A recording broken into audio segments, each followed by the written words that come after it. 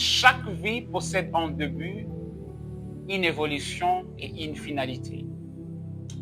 Nous sommes sur la terre, mais nous devons comprendre qu'il y a plusieurs types de choses qui se présentent dans le parcours de l'homme. Mais il y a une chose qui se présentait non simplement dans le parcours de l'homme, mais dans le parcours de l'humanité. J'aimerais avoir un temps de partager avec vous parce que je suis très convaincu que le Seigneur vous bénira par l'entremise de ce message qui sera un message très bénissant. Alors, permettez-moi de lire un passage dans la Bible, dans le livre de 2 Corinthiens, le chapitre 5, le verset 17. La parole déclare, si quelqu'un est en Christ, il est une nouvelle créature. Les choses anciennes sont passées. Voici toutes choses sont devenues nouvelles. Ici, on est en train de nous parler de la nouveauté de vie, d'une structure où quelqu'un devient une nouvelle créature.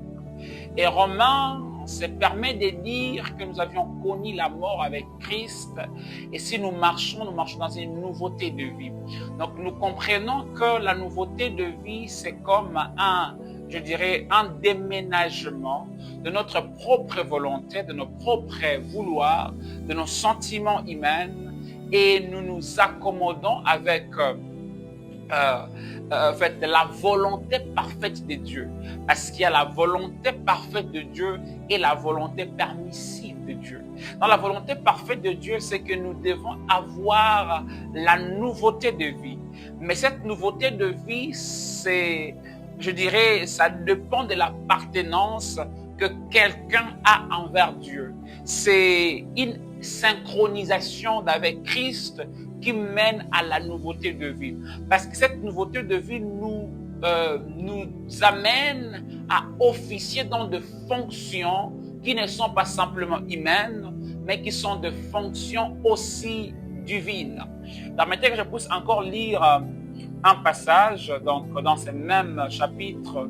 Le verset 18 nous dit ceci, « Et tout cela vient de Dieu, qui nous a réconciliés avec lui par Christ et qui nous a donné le ministère de la réconciliation. » C'est qu'il existe le ministère de la réconciliation.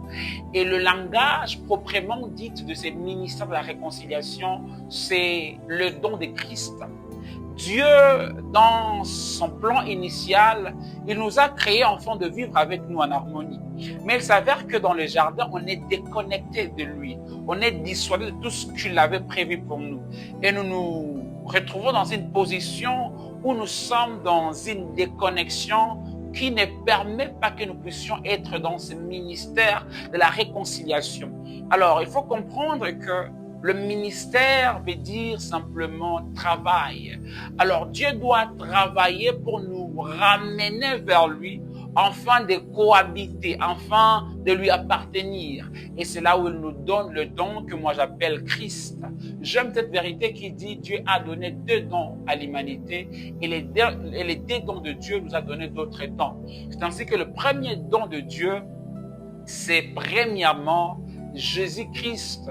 Car Dieu a tant aimé le monde, il a donné le Fils. Le Fils, il est les dons du Père.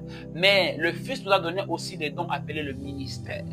Et Christ a dit, je dirai au Père de vous envoyer le consolateur. Ce que le consolateur, quand il est venu, il nous a donné aussi des dons spirituels. Mais le Fils, il est aussi l'ingrédient, il est aussi, l'acteur principal dans le ministère de la réconciliation avec le Père. Et pour être réconcilié avec le Père, nous devons être premièrement de nouvelles créatures, car une nouvelle créature ne connaît pas de péché.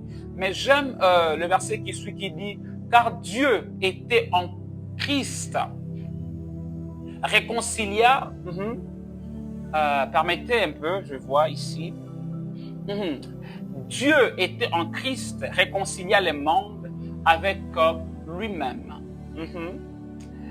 En n'imputant point aux hommes leur offense, et il a mis en nous la parole de la réconciliation. 20. Nous faisons donc les fonctions d'ambassadeurs pour Christ, comme si Dieu exhortait par nous, nous vous en supplions au nom de Jésus, au nom de Christ, soyez réconciliés avec Dieu. Donc, il faut comprendre que déjà, dans cette structure, il y a une vérité très primordiale. Et la vérité est que Dieu, quand il nous a donné Christ, Christ venant en nous, il est venu, mais en lui extensionner la totalité, la plénitude du Père, Dieu. Et le seul message qui devait être, et le seul message que Christ a prêché, c'est la réconciliation avec le Père. C'est ainsi que la vie de Christ est symbolique à la reconnexion de l'humanité et son Créateur. Quand je parle de l'humanité, je ne parle pas des animaux, je ne parle pas des oiseaux, bon, c'est aussi dans la famille des animaux, je ne parle pas des arbres, de vent ou encore d'autres créatures créées par Dieu. Mais je parle de l'humain créé à l'image de Dieu.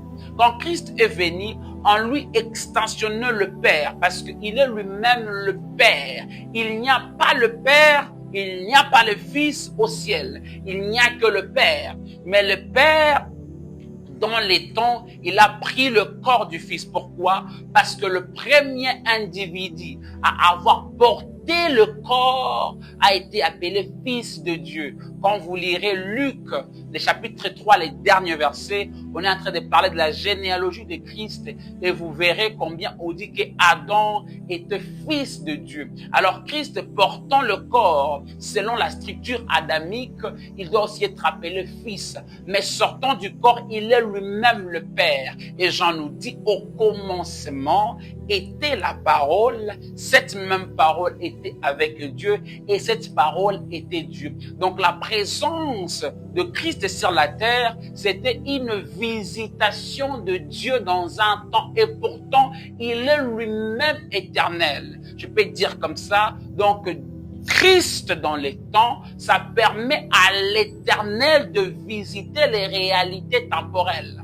Amen, amen. Donc comprenons une chose très sérieuse est que dans le ministère de la réconciliation, nous sommes aussi appelés à faire le même travail que Christ, d'apporter les autres à la réconciliation avec le Père. Parce que Christ est en nous et nous sommes devenus de nouvelles créatures. Alors nous devons communiquer le même message comme Christ nous l'a communiqué. Que Dieu vous bénisse.